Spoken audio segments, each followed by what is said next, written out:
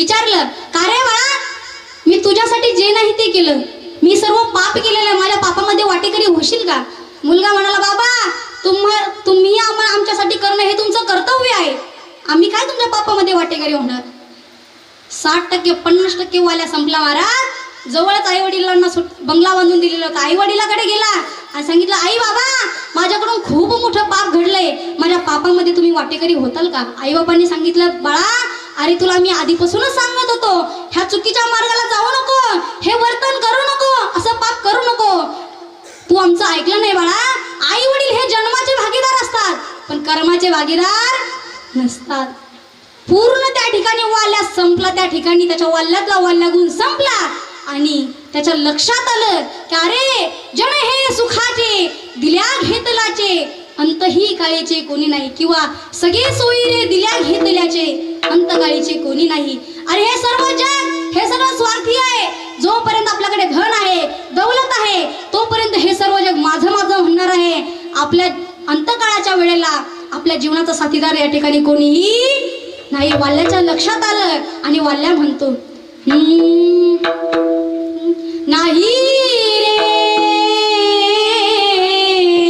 नाही गुणाचे कोणी, नाही रे, नाही गुणाचे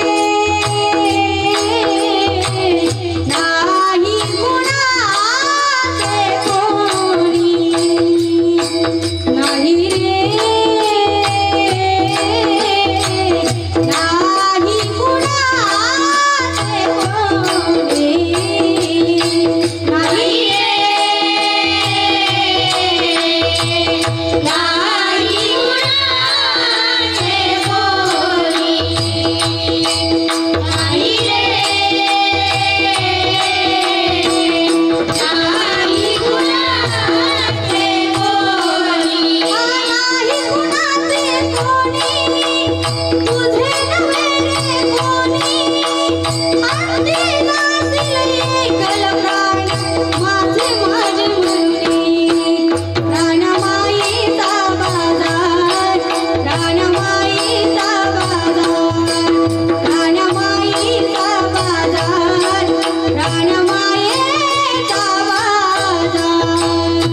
नाही रे,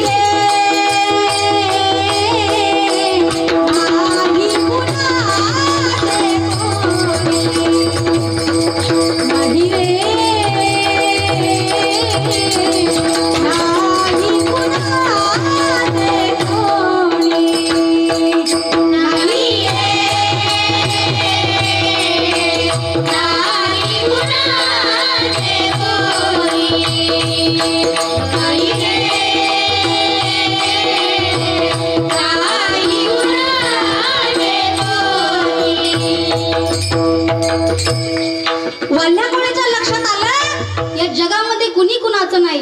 बहीण कुणाची, भाऊ कुणाचा, बहीण कुणाची, भाऊ कुणाचा, कोण कुणाची सगळी सोयरी. या जगामध्ये आपलं कोणीही नाही.